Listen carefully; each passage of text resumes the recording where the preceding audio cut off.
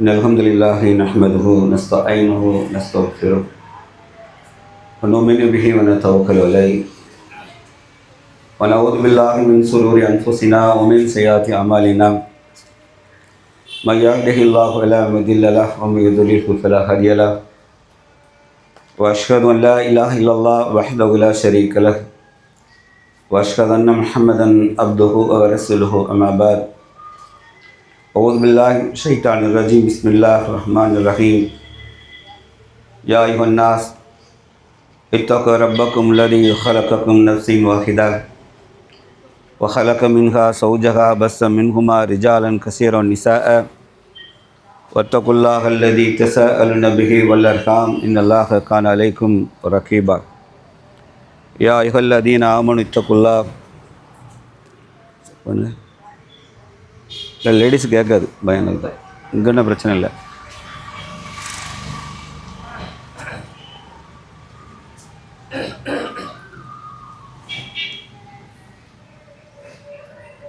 Amplifier எங்கே இருக்குது இங்கே எடுக்குது.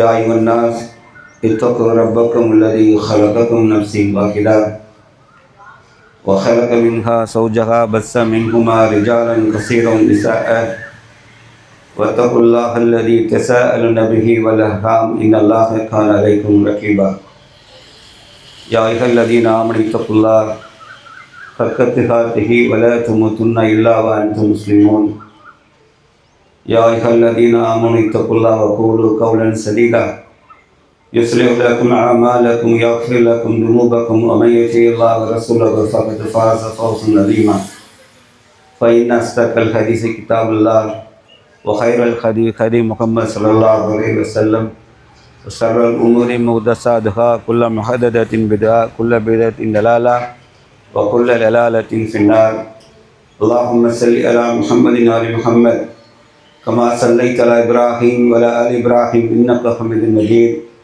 اللهم بارك على محمد وآل محمد كما باركت على إبراهيم وعلى آل إبراهيم إنك حميد مجيد قال الله تعالى في القرآن العظيم والفرقان المجيد ولا تخينوا ولا تحزنوا أنتم الأولون إن كنتم مؤمنين.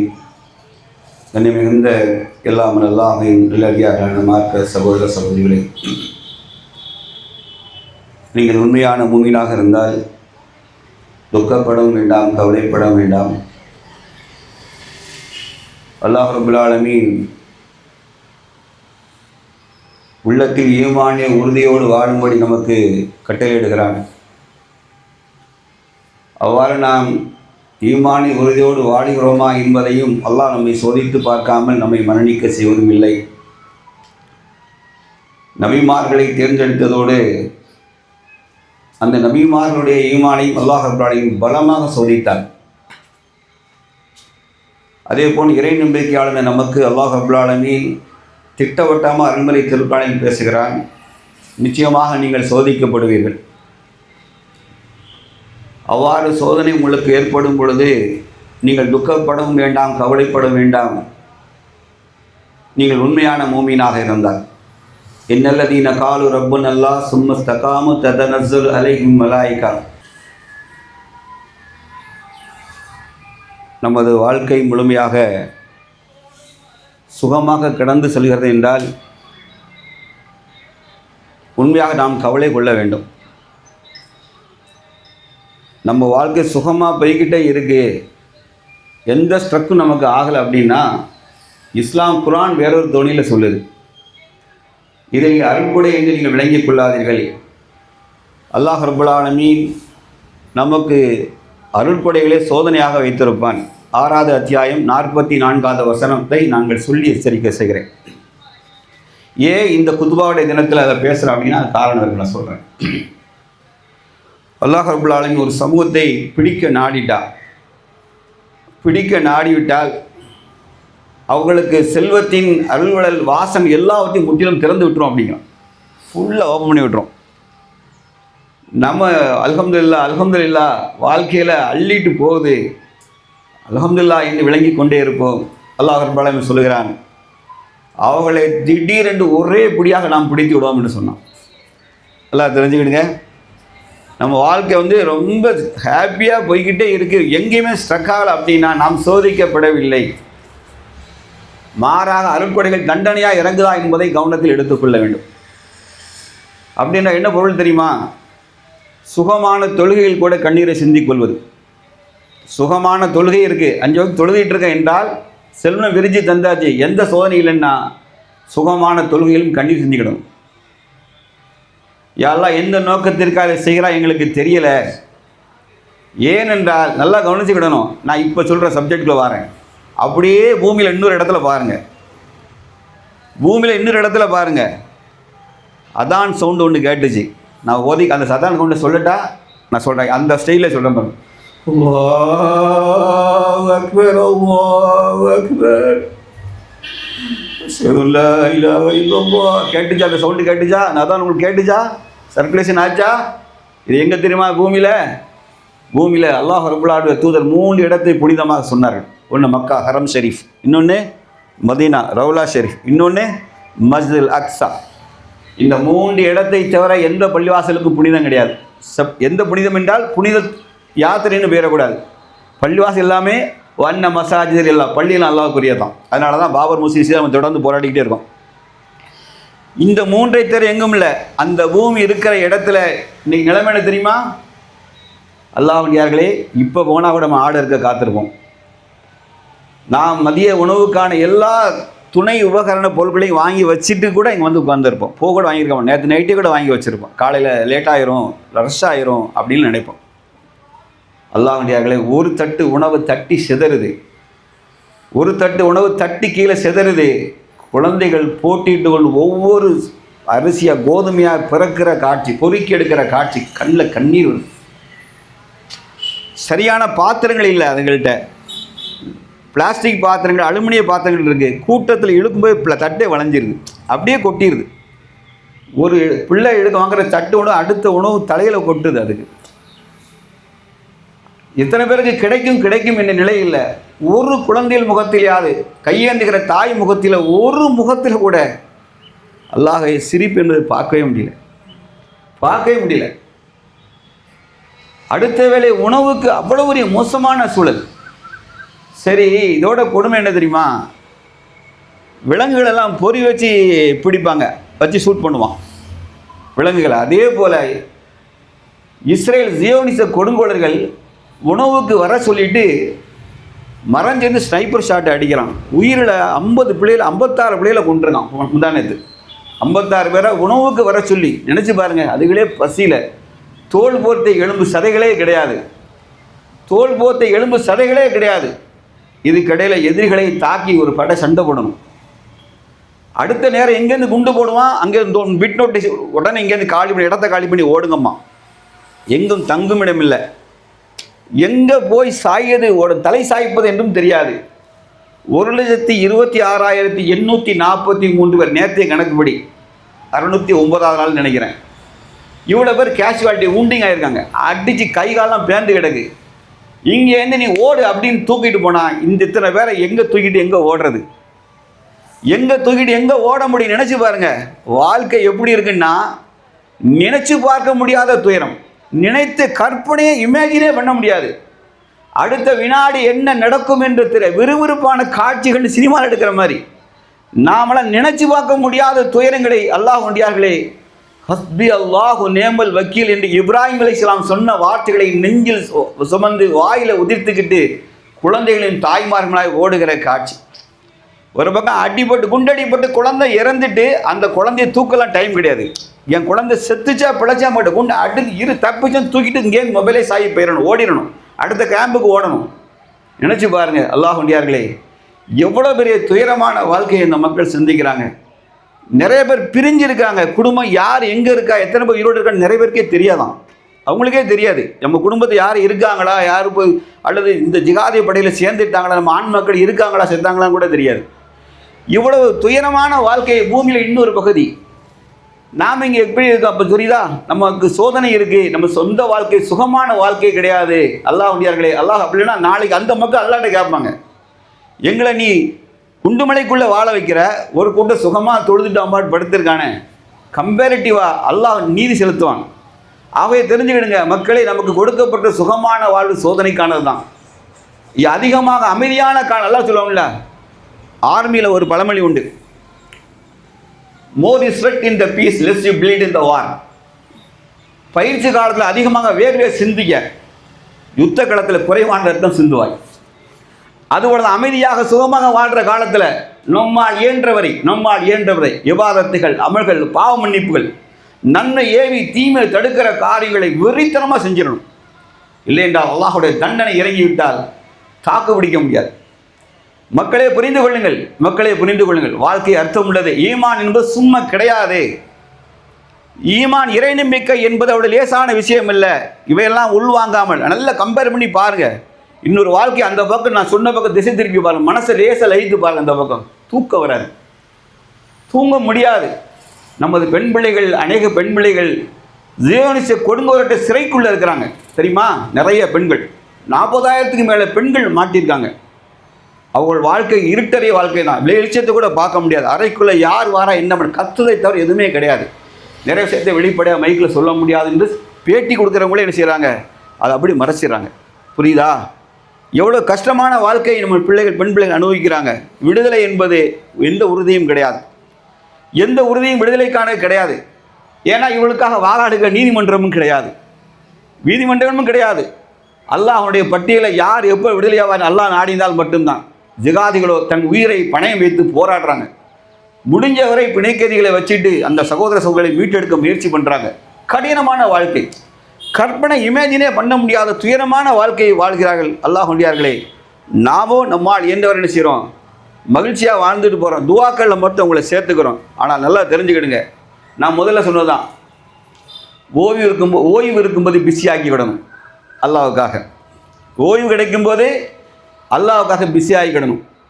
ஏன்னால் முதுமை வருவதற்கு முன்பாக இருக்கிற இளமையும், வறுமை வருவதற்கு முன்பாக இருக்கிற செல்வமும், இதை மாதிரி நீங்கள் வாழ்க்கையில் துன்பம் வர்றதுக்கு முன்னாடி இருக்கிற அமைதியாக இருக்கிற காலத்தை நம்ம உண்மையாக சரியான முறையில் பயன்படுத்தினால் அல்லாஹ்வுடைய அருளை தேடிக்கொள்ளலாம்.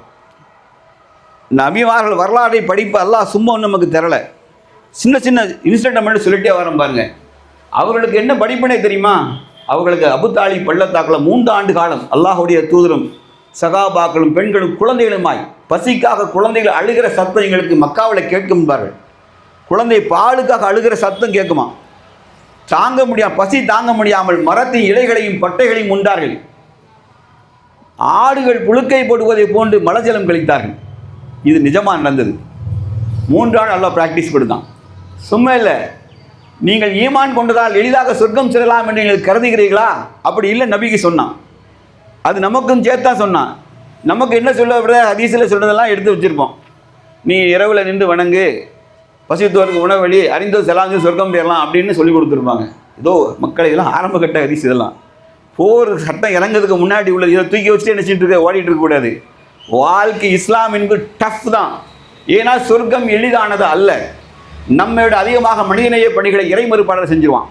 மனிதநேய பணிகளை நம்மையோட அதிகமாக பணத்தை செலவழித்து ஆடு மாடு ரோட்டில் அடிபட்டு கிடக்கிற நாய்களுக்கும் சிகிச்சை செய்கிற பண்பு வேலை யார் செய்கிறா தெரியுமா? கிறிஸ்துவ சமுதாய மக்கள் செஞ்சுக்கிட்டு இருக்கான். அவர்கள் இன்னொரு கடவுளை, மனிதனை கடவுளாக வணங்குகிறார்கள். அவன் செஞ்சுக்கிட்டு தான் இருக்கான். நம்மளோட அதிகமாக செய்கிற, சிஸ்டமேட்டிக்காக செய்கிறாங்க. நான் ஏற்கனவே சொல்லியிருப்பேன் நினைக்கிறேன். ஹார்ன்பில்ங்கிற ஒரு பறவை இருக்குது. ஹார்ன்பில், அதாவது ஹான்னா கொம்பு மாய் வாய் நீளமாக அழகு அதுக்கு இருக்கும். அந்த பறவையுடைய மேல் அழகு உடஞ்சிட்டு பாதி மட்டும் இருக்குது. அதால் சாப்பிட முடியாது. அது வாழ்க்கையே போச்சு. அதுக்கு அழகு நுனியில் தான் பிடிச்சி அப்படி விழுங்கணும். நுனியில் பாதி மேல் பகுதி உடஞ்சிட்டு இதை ஒருத்தன் பிடிச்சி கொண்டு வந்து அவன் அதுக்குன்னே ஒரு சிகிச்சை மையம் வச்சுருக்கான். எதுக்குன்னா for the sake of Jesus. அவன் சொல்கிறது கர்த்தர் இயேசுக்காக நான் செய்கிறேன்னு சொல்லி வச்சுட்டு அந்த பறவை பிடிச்சு கொண்டு வந்து அந்த பறவைக்கு செயற்கை அழகு மாட்டி ட்ரையல் பார்க்குறான். எவ்வளோ லோடு கொடுத்தா அது தாங்கும் அப்படின்னு சொல்லி ட்ரையல் பார்த்துட்டு அந்த ட்ரையலில் சக்ஸஸ் பண்ண பிறகு 1 வாரம் வைத்து மீனை அதாவே பிடிச்சி அது பைட் பண்ணி முழுங்க முடிங்கிற பார்த்த பிறகு அந்த பறவை சொந்தமாக பறக்க விடலாம். அந்த அளவு அவன் வேலை போயிட்டுருக்கு. நல்லா தெரிஞ்சுக்கிடுங்க. மறுமையை பொய்யான இறைவனை நம்புவர்கள் இந்த மாதிரி எல்லாம் செஞ்சுக்கிட்டு இருக்காங்க. நம்மளோட அதிகம் செய்கிறாங்க. நாம் நினச்சிக்கிட்டு இருக்கோம் நாம் எல்லாம் கரெக்டாக போய்கிட்டு இருக்கோம். நிச்சயமாக இல்லை. அதான் சொல்கிறேன், நமக்கு ஓய்வு கொடுக்கப்பட்ட காலத்தில் நன்மையை தீமையை அதிகமாக தடுத்து விடணும். நன்மையை தீமையை தடுப்பதை தவிர சிறந்த பண்பு இப்போதைக்கு நமக்கு இல்லை. ஏன்னா அப்படி செய்ய போனால் நமக்கு மனத்துயரங்கள் நிறைய வருது. நல்லா தெரிஞ்சுக்கிடுங்க. முன்பை விட அதிகமாக தர்காக்களில் சமாதி வழிபாடு கூட்ட சமுதாயத்தில் அதிகமாயிட்டுங்கிறத நீங்கள் உணர்ந்துக்கிடுங்க. காரணம், நம்மிடத்தில் ஏகத்துவம் குறைந்து ஜமாத்து அமைப்பு வெறி மண்டை ஏறிடு. அவன் ஜமாத்துக்கு ஆள் சேர்க்க ஆரம்பிச்ச ஒழிய இந்த தீனில் இஸ்லாத்தில் இருக்கிறவனை ஏகத்துவத்தை சொல்லிகிட்டே போய் தர்கால வழிபடக்கூடிய பெருங்கூட்டத்தை அதிகமாக டபுளா ட்ரிபிளாக நீங்கள் மாறிடு. சந்தேகம் இல்லைன்னு சொன்னால் நீங்கள் விழா நடக்கிற தர்காக்களை போய் பார்த்துட்டு வாங்க. கண்ணு முன்னாடி இந்த காட்சியில் நடந்துகிட்டு இருக்கு. நம்மகிட்ட ஏகத்துவ பிரச்சாரம் முடங்கிட்டு நம்ம சொந்த சமுதாயத்திலே முடியல. இந்த சமுதாயம் குந்தும் ஹைர உம்மத் உஹ்ரிஜத்தில் இன்னாசி தஅமுருன பில் மஅரூஃப் வ தன்ஹவுன அனில் முன்கர் துமினு பில்லாஹ். மனித அல்லாஹ்வால் படைக்கப்பட்டதிலே மேன்மையான சமுதாயம் நாம தான். நம்ம பிற சமுதாயத்துக்கு ஏகத்துவ கொள்கையை சொல்லி அவனை நரகத்திலிருந்து மீட்டு கொண்டு வரணும். ஆனால் நிலைமையை துர்பாக்கியமாக மாறி என்ன ஆயிட்டு இன்னைக்கு நம் சமுதாய சொந்தங்கள் ஏகத்துவத்தை சொன்னவர்கள் தொழக்கூடியவர்களே போய் தர்காலின் சமாதியிலும் பெண்கள் போய் முண்டியடிச்சு நிற்கிற மோசமான துர்பாக்கிய நிலை இருக்கா இல்லையா? மக்கள் இதை யார் தடுக்கும்னு நினைக்கிறீங்க? நான் சரியாக ஆகிவிட்டேன், ஆகவே நான் சரியாக போகிறேன் என்று யாராவது நினைத்தால் நம்மை விட இஸ்லாத்திற்கு துரோகம் செய்யக்கூடிய யாரும் கிடையாது. இஸ்லாத்தின் அடிப்படை பண்பு என்பது தெரியுமா? உனக்கு எதை நன்மை என்று நாடுகிறாயோ அதை பிறருக்கும் நாடாதவரை உண்மையான முஸ்லீம் ஆக முடியாது. நபிமார்களுடைய பண்பு இதுவாக தான் இருந்துச்சு. அதனால ஏகத்துவ கொள்கையை உள்வாங்கின பிறகு அடி உதை ஊறு நீக்கம் சித்திரவதை கொலைய முயற்சி நபிமாகி ஜக்கரியா அலைஹிஸ்ஸலாம் வெட்டியே போட்டான். அதுக்காக அடுத்து வந்து எஹ்யா நபி அலைஹிஸ்ஸலாம் சும்மா இருக்கல, ஈசா அலைஹிஸ்ஸலாம் சும்மா இருக்கல. எல்லாரும் என்ன செஞ்சாங்க? இந்த முன் சென்று நபிமார்களுக்கு ஏற்பட்ட துன்பங்களை பார்த்து ஈமானை பலப்படுத்தி கொண்டார்களே ஒழிய அவர்கள் ஈமான் என்ன செய்யல, உடைத்திடல, ஈமானை குறைத்து விடவில்லை. அல்லாஹ் வந்து போர்க்களத்தை பற்றி சொல்லும் ஒரு இடத்துல சொல்லுவான், நபிமார்களுடைய இந்த கூட்டத்தார் அகல் போர் தோண்டி அக்ஸா பெரும்படை வந்துட்டு ஒற்றர்கள் செய்தி கொண்டு வந்து கொடுக்குறாங்க, பெரும்படை சுற்றிட்டு நீங்கள் தப்ப முடியாதுன்றாங்க. அப்போ அல்லாஹ் குர்ஆனில் சொல்கிறான், இந்த செய்தியை கொண்டு வந்த போது அவங்க என்ன சொன்னாங்க தெரியுமா? இதுதான் அல்லாஹ்வும் தூதரும் எங்களுக்கு வாக்களித்தது, அவருடைய ஈமான் இன்னும் அதிகரித்ததுன்னு அல்லாஹ் குர்ஆனில் சொல்லி காமிச்சான். படை பெருசாக வந்துட்டு தப்ப முடியாது என்று பயப்படலை. இதுதாண்டா அல்லாஹ்வும் தூதர் நமக்கு வாக்குறுதி கொடுத்தது, சரியான சந்தர்ப்பம் இதுதான் என்று அவர்கள் நினைச்ச உறுதிமொழி எடுத்தார்கள். அவள் ஈமானை இன்னும் அதிகப்படுத்தி என்று அல்லாஹ் சொல்லி காண்பிக்கிறான். அல்லாஹ்வுடைய ஈமானுக்கு வேல்யூ தெரியாத சமுதாயமாக வாழ்ந்து மரணிச்சிடக்கூடாது.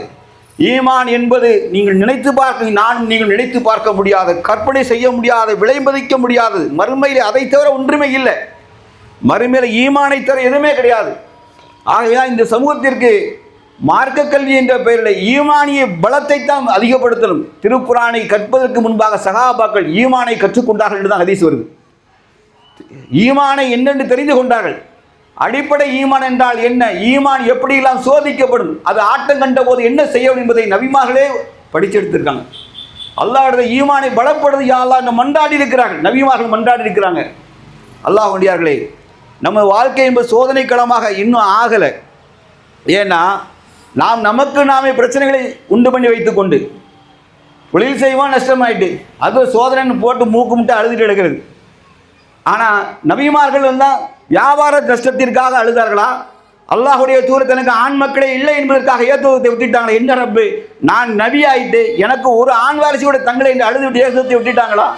வாலிய சமகாலத்திலே தன் பெண் மக்கள் இறந்து போனார்கள், ஜனாசால கூட கலந்து கொள்ள முடியல. துர்வாகி நிலை வந்ததா இல்லையா நபிமார்களுக்கு? எல்லாத்தையும் வாங்கிட்டு எப்படி உறுதியாக நின்றார்கள்? ஈமான் என்பதன் பொருள் வேறு. நாம் வந்து சொந்த வாழ்க்கையில் சோதிக்கப்பட்டுட்டு அதைத்தான் சோதனை என்று அலட்டி கொடுக்குறோம். நாம் அலட்டிக்கிறோம். சொந்த வாழ்க்கையில் வியாபாரத்திலேயோ கொடுக்கல் வாங்கலையோ சின்ன நோய்வாய்ப்பட்டாலோ உடல்நலம் குன்றி போனாலோ சோதிக்கப்பட்டோங்கிறோம். மார்க்கத்திற்காக நீங்கள் நான் சோதிக்கப்பட்டோமா? நபிமார்களும் சகாபாக்களும் எதற்காக சோதிக்கப்பட்டார்கள்? தீனுக்காக, மார்க்கத்திற்காக, மார்க்கம் போவதற்காக, நின்றதற்காக. உயிரையும் உடமையும் உறவுகளையும் இழந்து தவிச்சாங்க மார்க்கத்திற்கு. அதுதான் உண்மையான சோதனை. அந்த சோதனை தான் வெற்றி. நாம் சோதனை எதை விளங்கி வச்சுருக்கோம்? வியாபாரத்தை நஷ்டம் வந்தால் அவனை மழை வெள்ளத்தில் கடை போயிட்டுன்னா யாரெல்லாம் சோதிச்சுட்ட கதை முடிஞ்சிட்டு. மழை வெள்ளத்தில் போனால் மக்களை புரிந்து கொள்ளுங்கள், இந்த பூமியில் பிறக்கும்போது எவனும் எதையும் கொண்டு வரலைங்கிறதான் உலக தத்துவம். எதையும் கொண்டு வரலை. சூரா ஹதீதில் அல்லாஹ் தெளிவாக சொல்லி காண்பிக்கான், நீங்கள் எந்த ஒன்றை இழந்தாலும் நீங்கள் அல்லாஹ் இந்த பூமியில் உங்களை படைப்பதற்கு முன்பாக லவ்ஹுல் மஹ்ஃபூல் ஏட்டில் பதிவு செய்யப்படாமல் இல்லை. உங்களுக்கு ஒரு மிகுதியாக கிடைத்தாலும் நீங்கள் மகிழ்ச்சி கொள்வதற்கு என்ன இருக்கிறது? ஒன்றும் கிடையாது. எல்லாமே முந்தி எழுதப்பட்ட ஒன்று தான் அல்லாஹ் சொல்லி காமிக்கிறான். ஏன் சொல்கிறான் தெரியுதா? ரொம்ப அலட்டிக்காத, ரொம்ப வந்தாலும் குதிக்காத, ஒன்றும் இல்லாட்டாலும் அலட்டிக்கிறாத. ஒன்றும் இல்லாவிட்டாலும் நீ அலட்டி கொண்ட வேண்டாம். நிச்சயமாக அல்லாஹ்வுடைய எல்லாமே முந்தி பதிவு செய்யப்பட்ட ஒன்று தான். மனிதன் எதற்கு, ஒரு மூமின் எதற்கு கவலைப்படணும் தெரியுமா? எங்கே என்னுடைய ஈமான் எங்கே எனக்கு தேய்ந்து கொண்டு வருகிறது, எனக்கு கொடுக்கப்பட்ட ஈமான வேல்யூவை நான் உணர்ந்திருக்கிறேன், அதனுடைய பொருளை உணர்ந்திருக்கிறேன். ஆணுக்கும் சரி பெண்ணுக்கும் சரி புரிந்து கொள்ளுங்கள். அல்லாஹ் ரப்பல் யா அய்யுஹல்லதீன ஆமனு, இறை விசுவாசிகளை என்று அழைத்தால் அல்லாஹ் சொல்றான், மூமின் மீது அல்லாஹ் கருணையுடையவனாக இருக்கிறான். அந்த விசுவாசிகளுடைய கடமை வேறு. அந்த விசுவாசிகளுடைய அடையாளத்தை நான் நம்முடைய சொந்த வாழ்க்கையில் காட்ட தவறிவிட்டால் அல்லாஹ் புரிந்து கொள்ளுங்கள், அல்லாஹ் ரப்பல் ஆலமீன் மறுமையினால நம்முடைய செல்வம் எல்லாத்தையும் கேள்வி உண்டு. இதெல்லாம் நத்திங், ஒன்றுமே கிடையாது. அல்லாஹ் நமக்கு பிடிக்க போய் என்ன தெரியுமா? ஒரே சொல்லி நான் நிறைவு செய்கிறேன். தெரிந்து கொள்ளுங்கள், நீங்களும் நானும் விரும்பி இந்த ஏகத்துவ கொள்கையை ஏற்றுக்கொள்ளலை. நாம் சண்டை போட்டுலாம் வரலை. நம் தாயும் தந்தையும் ஏதோ வழியிலே லா இலாஹ இல்லல்லாஹ் முஹம்மது ரசூலுல்லாஹ் என்ற கொள்கையை நம்பியிருந்தார்கள். அவர்கள் வாரிசாக வயிற்றில் வந்த காரணத்தினால் நாம் முஸ்லீம் என்று அடையாளம் சொல்லியிருக்கோம். எந்த முயற்சியும் எடுத்து வாங்கிடலை. ஆரம்ப கட்ட லா இலாஹ இல்லல்லாஹ் ஏகத்துவ ஆரம்ப கட்ட கொள்கையை சொல்லி அடி உதவி வாங்கி இஸ்லாத்தை பெற்றுக்கொள்ளலை. அதற்காக எந்த முயற்சியும் நாம் எடுத்துக்கொள்ளவில்லை. அல்லாஹ் சொல்கிறான், நாம் நாடியுடைய நேர்வழியை காமிக்கிறோம், நாம் நாடியுடைய நேர்வழியை செலுத்துகிறோம். அல்லாஹ் இந்த உள்ளத்தில் கொண்டு ஏகத்துவ கொள்கையை வச்சது ரப்புல் ஆலமீன். நீங்கள் நான் எந்த முயற்சியும் எடுக்கலை. ஆனால் நம்மை விட, நான் சொன்னேன்ல, சமூக பணியில் நம்மை விட சிறந்தவர்கள், பொருளாதாரத்தை வாரி இறைக்கக்கூடியவர்கள் அவர்கள் உள்ளத்தில் இல்லை. நம்மளோட அறிவு, பல மொழி பேசக்கூடிய லாங்குவேஜில் கெடிகாரனாக இருக்கான், பயங்கர பிரில்லியண்டாக இருக்கான், டெக்னாலஜியில் எங்கேயோ போயிட்டான். அல்லாஹ் அவன் உள்ளத்தில் ஈமான் வைக்கலை. எழுத படிக்க தெரியாத உம்மி நபியில் ஆரம்பித்து இந்த சமுதாயத்தை இன்றைக்கும் எழுத படிக்க தெரியாதவனுக்கும் ஏகத்துவ கொள்கை என்றால் அல்லாஹ் உள்ளத்தில் வச்சு அவன்தான். ஆக இதற்கான கேள்வி அதிகம். இந்த தலையினாலும் கிடைக்காத ஒன்று சொர்க்கம், அவனுக்கு கிடைக்காது. ஆனால் நமக்கு கிடைக்கும் என்றால் எப்படி சும்மா கொடுத்தோம் நீங்கள் நினச்சிக்கிட்டீங்களா? அதான் அல்லாஹ் சொல்றான், நீங்கள் ஈமான் கொண்ட இந்த காரணத்திற்காக சோதிக்கப்படாமலே சொர்க்கம் செல்லலாம் என்று எண்ணுகின்றீர்களா? முன் சென்ற நபிமார்களும் அவர்களோடு சேர்ந்தவர்களை நம்ம ஆட்டி படைத்தோம். அல்லாஹ் ஜில்ஜில்ங்கிற வார்த்தை, ஆட்டி படைத்தோம் அவர்களை. அவர்கள் அல்லாஹுடைய உதவி எப்போது வரும் என்று ஏங்கினார்கள் அல்லாஹ் குர்ஆனில் சொல்லியிருக்காங்க. ஏக்க வச்சு நபிமார்களை ஆட்டி படைச்சுட்டாங்கிறான். நாம் சுகமாக வாழ்கிறோம் என்றால் புரிந்து கொள்ளுங்கள், நமது இரவு வணக்கங்கள் தஹஜ்ஜத் தொழுகையிலே அல்லாஹ்க்காக கண்ணீர் சிந்து பழகிடுங்க. பலகீனமான மக்களை மனசில் எடை போட்டு பாருங்கள், அசை போட்டு பாருங்கள். யா அல்லாஹ், உங்கள் கண்ணு முன்னாடியே உங்கள் அத்தாட்சிகள் நிறையா கிடக்கும். நீங்கள் படுக்கிற பாய், கட்டில், தலவாணி, 1க்கு 3 தலவாணி, ஒரு கட்டில், பெரிய மெத்தை, 4 சேரு, வீட்டு முன்னாடி நீ வளர்க்குற பூனை, செல்லமான பூனை, அதுக்கு வாங்குகிற உணவு உள்பட முன்னாடி இருக்கும். நான் கண்ணாடி பார்த்துட்டே வர அக்கா சொல்கிறேன், எல்லாத்தையும் பார்க்குறோம். இந்த பக்கம் கொஞ்சம் அடுப்பாங்கிற எட்டி பார்த்தா 1 மாதத்துக்கு அரிசி, எண்ணெய் பாட்டில் அடுக்கி வச்சிருக்கு, மளிகை ஜாமான் அடுக்கி வச்சிருக்கு. எல்லாம் நமக்கு தெரியலையா? எல்லாமே அல்லாஹ்வுடைய மகத்தான அருட்கொடை தான். நம்ம சுகபோகத்தை அல்லாஹ் மூழ்க வச்சிருக்கான். நீ பட்டினி என்றால் என்ன வேண்டிய தெரியாத வாழ்க்கை அல்லாஹ் நமக்கு தந்தான், நமக்கு தந்து கொண்டும் இருக்கிறான் என்றால் அல்லாஹ் உண்டியார்களே, எதைத்தான் தியாகம் செய்தோ, எதைத்தான் செய்ய போகிறோம் என்று சிந்தித்து பாருங்கள். இப்ராஹிம் அலைஹிஸ்ஸலாம் வாழ்க்கை ஒன்று சும்மா கிடையாது. நபி இப்ராஹிம் அலைஹிஸ்ஸலாம் வாழ்க்கை மிகப்பெரிய தத்துவத்தை சொல்லிட்டு அவங்க ஒரு 2 வரையில் முடிச்சுட்டு போயிட்டாங்க. அவங்க வாழ்க்கையை சிம்பிளாக 2 வரையில் முடித்தாங்க. இந்த ஸலாத்தி நுஸுகி மஹ்யா மமாத்தி லில்லாஹி ரப்பில் ஆலமீன். என் வாழ்வு, என் மரணம், என் தியாகம், எனது எல்லாம், என் வணக்கம் எல்லாமே அல்லாஹ் ஒருவனுக்குத்தான். இதுதான் அவங்க லைஃபோட தியரியா, மோட்டோ தான். அவங்க லைஃப் மோட்டோ. சொன்னார்கள், செய்தார்கள், காமித்தார்கள். சொன்னால் வாழ்வும் மரணம் என்றார்கள். அப்படித்தான் இப்ராஹிம் அலைஹிஸ்ஸலாம் வாழ்க்கையில் ரெஸ்ட்டே இருந்திருக்காது. நல்லா பார்த்து பாருங்க, ரெஸ்ட்டே இருக்காது. அவள் வாழ்நாள் முழுவதும் அவர் என்னைக்கு ஏகத்துவத்தை, சிலை வணக்கம் கூடாது என்று இன்னைக்கு முடிவெடுத்தார்களோ அன்றையிலிருந்து ஆரம்பித்தோட வாழ்க்கை தான். முழு வாழ்க்கை இன்ன ஸலாத்தி நுஸுகி மஹ்யா மமாத், வாழ்வு மரணம் முழுவதையும் அல்லாஹ் ஒருவனுக்கு என்றால் அப்படியே தான் ஆக்கி காண்பித்தார்கள். அந்த ஃபார்முலா நமக்கு ஏதாவது மாற்றமான எதுவும் இருக்கா? நம்ம ஏற்றுக்கொண்ட களிமால் அப்படி எதுவும் மாறி இருக்கா? நமக்கு என்னதான் மார்க்கத்திற்காக உழைக்க வெளியே வந்திருக்க சொல்லுங்கள். சொந்த தேவைகளுக்காக அதிகமாக மெனக்கிடுதல், அதில் போட்டு மண்டே உடைச்சிக்கிட்டு பைத்தியம் பிடிச்ச மாதிரி நடக்காத ஒன்றுக்கு வீண் கற்பனை. முயற்சி என்பது இருக்குது, தொழிலில் இருக்குது, வியாபாரத்தில் இருக்குது, கல்வியில் இருக்குது, எல்லாத்துலேயும் இருக்குது. ஆனால் அதையும் தாண்டி எல்லாத்துக்கும் மீதான மகத்தான பொக்கிஷமான ஏகத்துவ கொள்கை ஈமான், இந்த தீன், இந்த அழகிய மார்க்கம், இந்த மார்க்கம் சிதைந்து காணாமல் போயிட்டு கண்ணு முன்னாடி பார்க்கிறீங்களா இல்லையா? அது உங்களுக்கு கவலை கொள்ளவில்லையா? அதை நாம் கவலை கொள்ள, யார் கொள்ள வேண்டும் நினைக்கிறீங்க சொல்லுங்கள். உங்களுடைய ஒரே கேள்வி, இதை யார் கவலை கொள்ள வேண்டும்? இன்னும் யாரா நபி வரப்போகிறார்களா? குர்ஆன் வந்து இறங்கி முடிந்து விட்டது. நபி ஸல்லல்லாஹு அலைஹி வஸல்லம் வாழ்ந்து மரணித்து விட்டார்கள். முன் சென்ற சமுதாயம் நமக்கு முன்னுதாரணமாக அடையாளமாக வாழ்ந்து காண்பித்து போய்விட்டார்கள். மக்களை புரிந்தவர்கள், தீனில் இஸ்லாம் உலகமடி நாள் வரைக்கும் இருக்கும் என்றால் அதை காப்பாற்ற வேண்டிய பொறுப்பு யாருக்கு இருக்கு என்றுதான் என்னுடைய கேள்வி. யாருக்கு இருக்கு? ஒவ்வொரு ஆண்டு நமக்கு ஹஜ்ஜி பெருநாள் என்று இப்ராஹிம் அலைஹிஸ்ஸலாம் தியாகத்தை பேசிக்கொண்டே போவதா? வெறுவனை பேசிக் கொண்டிருப்பதில்லை, செயலால் காட்டணும். செயலால் காட்ட தவறிவிட்டால் இந்த இஸ்லாத்தை, தீனுல் இஸ்லாத்தை அழித்த குற்றவாளியாக நாம் தான் நிற்போம். ஒரே சில உறுதிமொழிகள் எடுத்துவிடுவோம். அவர் சில குர்பானி கொடுத்தாங்களா, அறுத்தார்கள்ல, தன் மகனே அறுக்க முயற்சி செஞ்சாங்க. நாம் அறுக்க முயற்சி செய்வோம். முதல்ல நம்மகிட்ட இருக்கிற ஈகோவை, நம்மகிட்ட இருக்கிற எனக்கு மார்க்கத்தை எல்லாம் தெரியும் நான் நினைக்கிறேன், அப்படி தான் நினைக்கிறேன். நீங்கள் எப்படிங்க எனக்கு தெரியல, எனக்கு மார்க்கத்தை எல்லாம் தலையில் எனக்கு தெரியும், என்ன எனக்கு ஒன்றும் கிரீடம் ஒன்று தான் மண்டையில் வைக்கிறேன் வழங்கி வச்சுருக்கோம்டா. இந்த அகந்தை முதல்ல எடுக்கப்படணும். மார்க்கத்தை எல்லாம் எவனுக்கும் தெரியும் என்ற அகந்தை முதல்ல ஒளிந்தாலே ஒழிய நாம் தீனுல் இஸ்லாத்தை முழுசாக கற்றுக்கொள்ள போவதில்லை. லேசாக வார்த்தையால் மூசா அலைஹிஸ்ஸலாம் லேசாக சொன்னாங்க, எனக்கு தெரியும் என்றார்கள். அல்லாஹ் என்ன தெரியும் உனக்கு மூசா, ஓடுங்கள்னா ஓடுங்கள். யுஷோபன் நூனை கையில் தூக்கிட்டு மீன் கூடையை வச்சுட்டு ஓட விட்டா ஹிடர் அலைஹிஸ்ஸலாம்கிட்ட. அப்போ கடைசியாக பாடி பண்ண தெரியுமா, அவர்கள் ஹிடர் அலைஹிஸ்ஸலாம் திருப்பி வந்த கப்பலில் ஒரு பறவை போய் என்ன செஞ்சது, ஓடி போய் அழகில் தண்ணீரை கொத்திட்டு வந்துச்சு. அப்போ ஹிடர் அலைஹிஸ்ஸலாம் மூசாட்ட சொன்னாங்க, மூசாவே நீங்களும் நான் இந்த உலகத்தில் கற்றுக்கொண்ட என்ன தெரியுமா, பறவை தன் அழகில் லேசாக கொத்திட்டு வந்திருக்க தண்ணி, இதை தவிர ஒன்றும் கிடையாது, நமக்கு ஒன்றும் தெரியான்ட்டாங்க. நாம் தீனுல் இஸ்லாத்தை கற்க வேண்டிய கடலளவு இருக்கு. ஆனால் கத்ததாக மண்டையில் நினைச்சுக்கிட்டு எனக்கு தெரிஞ்சதை வச்சுட்டு இதான் இஸ்லாம் என்று நாம அடையாளம் காட்டி ஏமாற்றிக் கொள்கிறோம். அகந்தையை ஒழிக்கணும். முதல்ல கல்வி தேடல், நமக்கு தீனுல் இஸ்லாத்தை பற்றி கல்வி தேடல் தேவை. இரண்டாவது அகந்தை ஒழிக்கப்பட வேண்டும். நம்மளது நான் பெரியவன் எனக்கு தெரியும் என்ற கொள்கை இருந்தால் இது குர்பானி கொடுக்க வேண்டிய இங்கே தான். குர்பானி கொடுக்க வேண்டியது எங்கே நம்மகிட்ட இருக்கிறது. அதே போல் பிறரை ஏளனமாக பார்க்கிற தன்மை இருந்தால் குர்பானி கொடுத்துருங்க, குர்பானி கொடுத்துருங்க. தயவுசெய்து ஐவேளை தொழுகை இல்லாத அரைகுறை வாழ்க்கை இருந்தால் இதை குர்பானி கொடுத்து விடுங்கள். ஐவேளை தொழுகை இல்லாது நீங்கள் அல்லாஹை நான் சந்திக்க போய்விட வேண்டாம். மறுமையில் முதல் கேள்வி என்னவென்று எல்லாருக்கும் தெரியும். முதல் கேள்வி என்னவென்று எல்லாருக்கும் தெரியும். ஐவேளை தொழுகை இல்லாது ஐயக்கத்தனமாய் வாழ்ந்து விட்டு இப்ராஹிம் மார்க்கத்தை இருப்பதாக முகமது ரசூலுல்லாஹி ஸல்லல்லாஹு அலைஹி வஸல்லுக்கு அல்லாஹ் தந்த அருட்கொடை என்ன தெரியுமா, எல்லா நபிமார்களையும் அல்லாஹ் பூமியிலேயே வச்சு முடிச்சிட்டான். ஆனால் அல்லாஹ் ரப்புல் ஆலமீன் இறை தூதர் முகமது ரசூலுல்லாஹி ஸல்லல்லாஹு அலைஹி வஸல்லம் மேலே கூட்டிட்டு போனான், அத்தாட்சிகளை காண்பீங்க. இதே இப்ராஹிமுக்கு அல்லாஹ் ஆட்சி அதிகாரத்தை பூமியில தான் காமிச்சான். அல்லாஹுடைய தூதரை மேலே வானம் விண்ணுலகத்துக்கு கூட்டிகிட்டு வந்தான், தன்னுடைய அத்தாட்சியை காமித்தான். அங்கே கிஃப்டாக கொடுத்தது தெரியுமா அந்த தொழுகை, ஐவேளை தொழுகை அல்லாஹ் ரப்புல் ஆலமீன் கிஃப்டாக கொடுத்து அனுப்புனான். இந்த உம்மத்தை அதில் ஓட்ட விட்டுட்டு இருக்கு. ஆகவே ஐவேளை தொழுகை விஷயத்தில் கவனக்குறைவாக இருந்தால் அந்த கவனக்குறைவை குர்பானி கொடுத்து விடுங்கள். அதே போல் இந்த சமுதாயத்தில் இருக்கிற ஏழ்மை வறுமையை குர்பானி கொடுக்கணும்.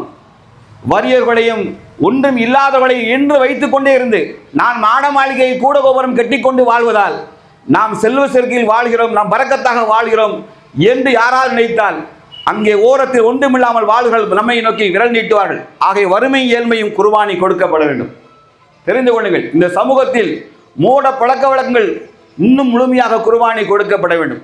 இன்னும் பகிரங்கமாக சொல்கிறேன், இளைஞர்களே, நீங்கள் நடிகருக்கு பின்னால் படையெடுப்பதை குர்பானி கொடுத்து விடுங்கள். உங்கள் இளமை அழகானது. இளமை இப்ராஹிம் அலைஹிஸ்ஸலாம் கொடுக்கப்பட்ட இளமையை போன்று அழகானது. அல்லாஹுடைய தூதருக்கு கொடுக்கப்பட்ட இளமையை போன்று அழகானது. இந்த அழகிய இளமையை அல்லாஹுக்கு ரப்புல் ஆலமீனுக்கும் நீங்கள் அதை முற்றுமையாக காணிக்கையாகணும். நீங்கள் நானும் காணிக்கையாக்கிற வாழ்க்கையை கொடுக்கணும். அபத்தமாக அசிங்கப்படுத்தவர்கள் பின்னாடி போய் நின்று உங்களுடைய ஏகத்துவ கொள்கையை அசிங்கப்படுத்தி விடாதீர்கள். இவன் யார், இவன் ஏன் இந்த ஆபாசத்தை அசிங்கத்தை இவன் நேசிப்பதில்லை, இவர்கள் பின்னாடி ஏன் அணிவகுப்பதில்லை என்று கேட்டால் இவர்கள் லா இலாஹ இல்லல்லாஹ் முஹம்மது ரசூலுல்லாஹ் என்ற கொள்கை ஏற்றவர்கள். இவர்கள் கண்டவனை பின்னால் அணிவகுக்க மாட்டார்கள். இந்த மூட அருவருப்பான கொள்கையை தயவு செய்து குர்பானி கொடுத்து விடுங்கள். தயவு செய்து குர்பானி கொடுத்து விடுங்கள். எல்லாவற்றுக்கும் மேலாக நம்மிடத்தில் இருக்கக்கூடிய சோம்பேறித்தனம், ரொம்ப தெளிவாக சொல்கிறேன், சோம்பேறித்தனம். ஏனென்றால் அல்லாஹுடைய தினந்தோறும் காலையிலையும் மேலும் கேட்ட துவான்னு தெரியுமா, இயலாமை சோம்பல் கோழைத்தனம் முனாஃபிக்தனத்தில் இறைவா ஒன்றிடம் பாதுகாவல் தேடுகிறேன். சோம்பல் இருக்கல, சோம்பல் என்ன தெரியுமா, சும்மா இப்படி கொட்டாய் விட்டுக்கு சோம்பல் இல்லை. சோம்பல் என்பது எந்த ஒரு நற்காரையும் நாளை பார்த்து கொள்ளலாம் என்று தள்ளி போடுவது ஷைத்தானுடைய மிகப்பெரிய சூழ்ச்சி. அது இதை குர்பானி கொடுத்துங்க. எந்த ஒரு நல்ல காரியமாக இருந்தாலும் இன்றை இப்பொழுதே செய்ய வேண்டும் என்று முனையுங்கள். அதை அந்த மாதிரி சோம்பேறித்தனம் உள்ளத்தில் வந்தால் உடனடியாக குர்பானி இந்த நாளில் கொடுத்து விடுங்கள். அல்லாஹ் அடியார்களே, இன்னும் குர்பானி கொடுத்து பட்டியல் போட வேண்டியிருக்கு. ஆயினும் அல்லாஹ் ரப்புல் ஆலமீன் இந்த நாள் இந்த பொழுது சுகமாக நம்மை இந்த திடலிலே அல்லாஹ் ஒன்று சேர்த்தான். நம்ம தொழுகையை முடிச்சிட்டோம். புதுவாக பெறுவரை கேட்டுக்கொண்டிருக்கிறோம். கண்ணியம் மிகுந்த அல்லாஹ் நடிகான மார்க்க சகோதர சகோதரிகளே, உங்கள் துவாக்களிலே பலகீன மக்களுக்காக அதிகமாக துவா செய்யுங்கள். பலகீன மக்களுக்காக கண்ணீர் சிந்தி கேட்டு பழகிக் கொள்ளுங்கள். பலகீன மக்களுக்காக அல்லாஹ் நமக்கு தந்திருக்கிற செல்வத்திலிருந்து தான தர்மங்கள் அதிகம் நல்லா செய்யுங்க. ஏழ்மையும் வறுமையும் போக்கணும்னு நினைங்க. தினந்தோறும் அவனுக்கு உணவு வாங்கக்கூடிய நான் ஒரு இடத்துல அடிக்கடி சொல்லுவேன், இதை மட்டும் சொல்லிட்டு நான் முடிச்சிடுறேன். ஒரு சகோதரி ஃபித்ரா அரிசி வாங்க வராங்க. அப்போ அவங்களுக்கு டோக்கன் கிடைக்கல. நம்ம டோக்கன் கொடுப்போம் தானே, நிறைய பேர் ரஷ் ஆகிறாங்க, டோக்கன் கொடுக்குறோம்.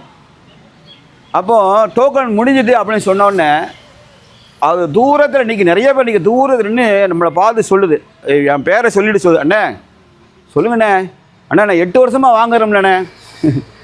அர்த்தம் புரியுதா? அர்த்தம் புரிஞ்சுதா? 8 வருஷமாக நான் வாங்க வரேன், ஏன்னா எனக்கு டோக்கன் தர மாட்டேங்கிங்க. புரியுதா? வறுமையும் ஏழ்மையும் புக்கிங்கில் போயிட்டுருக்கு. ஆண்டுகள் பல ஆன பிறகு வறுமையும் ஏழ்மையும் போகலை, வறுமையாலையும் போகலை. புரியுதா? நம்ம யார் குற்றவாளி தெரியுதா? அல்லாஹ் என்ன சொன்னான் தெரியுமா? ஜக்காத்தை உங்களுக்கு ஏன் நாம் கொடுக்க செய்தோம் தெரியுமா? செல்வம் பணக்காரர்களிடையே சுரண்டு கொண்டே இருக்கக்கூடாது என்பதற்காக நாம் ஜக்காத்தை கொடுக்க சொன்னோம். பணக்காரனுடைய செல்வம் உருண்டே இருக்கக்கூடாது, அது ஏழைகளுக்கு போக வேண்டிய இடத்துல போய் சேரணும். இதை சரியாக ரீச் பண்ணல அப்படின்னா இஸ்லாம் அங்கே வேலை செய்யலைன்னு அர்த்தம். இஸ்லாம் வேலை செய்யலை, முஸ்லீம் இருக்கான் ஆனால் இஸ்லாம் வேலை செய்யலை. பேர் தாங்கி முஸ்லீம்களாக வாழ்வதாகத்தான் பொருள். நல்லா தெரிஞ்சுக்கணும், எல்லாம் கடந்து போக முடியாது. அதான் ஒரே வார்த்தை, நபிமார்களுடைய பாலிசை தான். தனக்கு எதை நன்மை என்று நாடுகிறாயோ பிறருக்கு நாடாதவரை முஸ்லீமாக என்று விளங்கிய காரணத்தினால்தான் தாவா 950 ஆண்டு காலம் நூஹ் நபி அலைஹிஸ்ஸலாம் சடைக்காது தாவா பண்ணார். 950 ஆண்டு காலம் ஒரு பிட் நோட்டீஸை கொடுத்துட்டு தாவா முடிஞ்சுட்டு ஓடி வந்துடுவோம். நம்ம 2 வாரம் பிட் நோட்டீஸு, அப்புறம் சனிக்கிழமை கூப்பிட்டா இப்போ எனக்கு வேலை இருக்குப்பா, நான் அங்கே கிளிக்கணும், இங்கே 2 ஆகணுமா, 2 வாரம் தான், 2 சனிக்கிழமை பிட் நோட்டீஸ் கொடுத்துட்டு தாவா முடிஞ்சிட்டுமா. 950 ஆண்டு காலம் பொறுமையாக சொன்னார். மக்களே உங்களிடத்தில் கூலியை நான் கேட்கவில்லைனார். உங்கள்கிட்ட கூலியை என் கூலியை ரப்பூடத்தில் என்று சொன்னார். தியாகம் நாம் செய்யாது இஸ்லாத்தை முழுமை பெற வைக்க முடியாது, இஸ்லாத்தை காப்பாற்ற முடியாது, எல்லாம் தேஞ்சிக்கிட்டு வருது.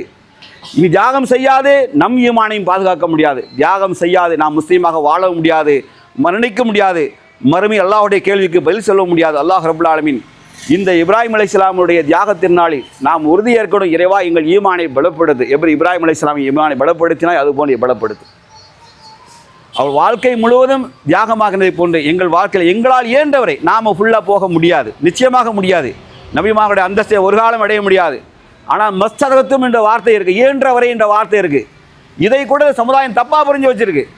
மஸ்தகம் இயன்றவரை என்று சொன்னால் மேக்சிமம் என்று பொருள், ஒன்னால் இயன்றவரை செய்ய என்று பொருள். இவன் என்ன செய்கிறான்னா, இந்த தர்மம் எடுக்க சகோதரி வருவாங்கள்ல ரோட்டில், என்னால் ஏன்றதை தரேன் அப்படி ஒரு 4 நாள் கொடுப்பான் பார்த்தியா, இந்த வார்த்தை இஸ்லாத்துக்கு பயன்படுத்துகிறான். என்னப்பா உன்னால் ஏண்டவர் இஸ்லாத்தை ரசூலுல்லாஹ் பயன்படுத்தி சொல்லிட்டேன். அப்போ நீ 1.25 வக்து தொழுவ, நீ 4 நாள் நோன்பு வச்சுட்டு உட்காந்துருப்ப. என்ன ஜக்காத்துங்கிற பேரில் ரோட்டில் போகிறவனுக்கு 4 நாள் கொடுத்து ஜக்காத்து சேர்த்து வச்சுருப்ப. இதான் இயன்ற வரையா உங்களுக்கு? இயன்றவனே என்ன தெரியுமா? நான் சொல்லட்டா உங்களுக்கு, உங்கள் மனைவி அடிபட்டு சீரியஸாக ஆஸ்பத்திரியில் இருக்காங்க. இப்போ எப்படி காப்பாற்றுவீங்க? ஏன்றதா மேக்சிமமா சொல்லுங்கள். உங்கள் தாய், உங்களுக்கு ஒரே ஒரு பையன் 15 வருஷம் கழிச்சு பிறந்திருக்கான் ஒரு பையன், அடிபட்டு சீரியஸ், எப்படி காப்பாற்றும்? ஏன்றதுன்னா பையில் 4 நாள் கொடுப்பீங்களா? டாக்டருக்கு சொத்தை வந்து கொடுப்பீங்களா? புரியுதா? இஸ்லாத்தை இப்படி காப்பாற்ற பழகிடுங்க. இந்த ஏன்றவரைகளை வார்த்தை தப்பான மீனிங் கொடுத்து அழிச்சிடாதீங்க. மக்களே புரிந்து கொள்ளுங்கள், இந்த மார்க்கம் அருட்கொடை, இந்த மார்க்கம் அருட்கொடை எங்கே புரியாட்டாலும் மறுமை நாளில் புரியும். மறுமையில் என்ன அல்லாஹ் மலக்குல் மௌத் அலைஹிஸ்ஸலாம் முன்னாடி இருந்தோன்னு சில கேள்வி இருக்குது, அப்போயே புரிஞ்சுக்கிடுவான். ஆனால் அதுக்கெல்லாம் சந்தர்ப்பம் கொடுக்க டைம் இருக்காது. வினாடி முந்தமும் செய்யாது பிந்தமும் செய்யாது. அல்லாஹ் ரப்புல் ஆலமீன் இந்த ஏகத்துவ கொள்கையை தந்தான். நம்ம தந்தை மார்க்கத்தின் தந்தை இப்ராஹிம் அலைஹிஸ்ஸலாமை அல்லாஹ் அபிக்கும் இப்ராஹிம் என்று சொன்னான். அந்த வார்த்தையை உள்வாங்கி அல்லாஹ் ரப்புல் ஆலமீனுடைய தூதரை நாம் மனுஷனும் சுன்னத்துகளை பின்பற்றி திருக்குர்ஆன் அழகிய வேதத்தை தினந்தோறும் படிக்கணும். தினந்தோறும் தமிழில் படிங்க, தினந்தோறும் படிங்க. ப்ளீஸ் கான்டாக்ட் வித் குர்ஆன், தயவுசெய்து கான்டாக்ட் வச்சுக்கிடுங்க. சிறந்த முறையில் வழிகாட்டும். நம்ம நெஞ்சில் அடித்து பேசும், சில நேரங்களில் குத்தும் நெஞ்சத்தை, ஏய் தப்பு செய்யாத வராதாங்கன்னு சொல்லும். அல்லாஹ்வுடையார்களே, அல்லாஹ் ரப்புல் ஆலமீன் அழகிய வேதம் என்ற ஒளியை தந்தான், அழகிய நபியை தந்தான், ரப்புவை ஈமான் கொள்கிற பாக்கியத்தை தந்தான். அந்த ஈமானுடைய வேல்யூவை நாம் புரிந்து கொண்டு அதனுடைய பலனை இந்த உலகத்தில் நம்ம காமிக்கணும், மறுமையிலும் அடைவதற்கு அல்லாஹ் ரப்புல் ஆலமீன் அனைவருக்கு அருள் புரிவானாக. வாஹிர் தவானான் அல்ஹம்துலில்லாஹி ரப்பில் ஆலமீன். அஸ்ஸலாமு அலைக்கும் வரஹ்மத்துல்லாஹி வபரகாத்துஹு. துஆ செய்யுங்க.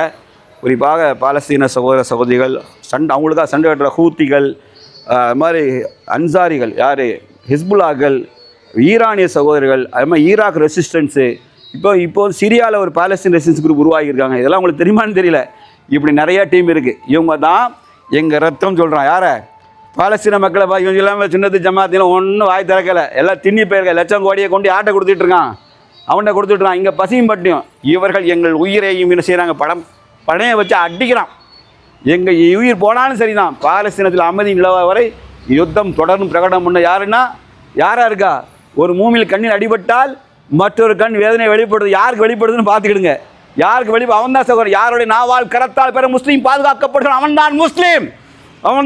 நெஞ்சில கட்டினா வெளிநாட்டினா இல்லை, புரிஞ்சுக்கிடுங்க. ஒரு முஸ்லீம் அடிச்சா என் கண்ணில் கண்ணீர் வந்தா நான் முஸ்லீம். என் நாவால் கரத்தா என் நாவும் கரம் பெற முஸ்லீமை பாதுகாக்க தவறிவிட்டால் நீ என்ன வேணா நெஞ்சில கட்டிக்க வரலாட்டிக்க, நீ முஸ்லீம் கிடையாது, தெரிஞ்சுக்கிடுங்க. உங்க பார்வையில் வேணா நீங்க ஆளுமைகள் மசாயில் போட்டு பேசிக்கிடலாம். அல்லாஹ் வேற ஒன்றை காமிச்சிருக்கான், தெளிவா உலகம் காமிக்குது. இதை புரிந்து கொள்ளுங்கள். முஸ்லீம்களே கேட்க மாட்டீங்களான்னு கேட்டா நான் இருக்கேன்டா கேட்க குண்டு அடிக்காம பாரு. அங்கேருந்து எங்கேருந்து மண்ணு அடிக்காம பாரு. அவன் தான் முஸ்லீம், அவன் தான் முஸ்லீம். நம்மளோட துவாக்களாது அல்லாட்ட ஏவுகணைகளுமாய் மேலே போய் அல்லாவோட அரசை தட்டோடு இறைவா உண்மையிலே நாங்கள் அழுகிறோம், கவலை கொள்கிறோம், எங்கள் மக்களுக்கு நிம்மதியான வாழ்வை கொடு, துன்பங்களை நீக்க என்று அல்லாட்ட கேட்போம். வாஹிதவான அல்ஹம்துலில்லாஹி ரப்பில் ஆலமீன். சுப்ஹானக்கல்லாஹும்ம வ பிஹம்திக அஷ்ஹது அல்லா இலாஹா இல்லா அன்த அஸ்தக்ஃபிருக வ அத்தூபு இலைக். அஸ்ஸலாமு அலைக்கும் வரஹ்மத்துல்லாஹி வபரகாத்துஹு.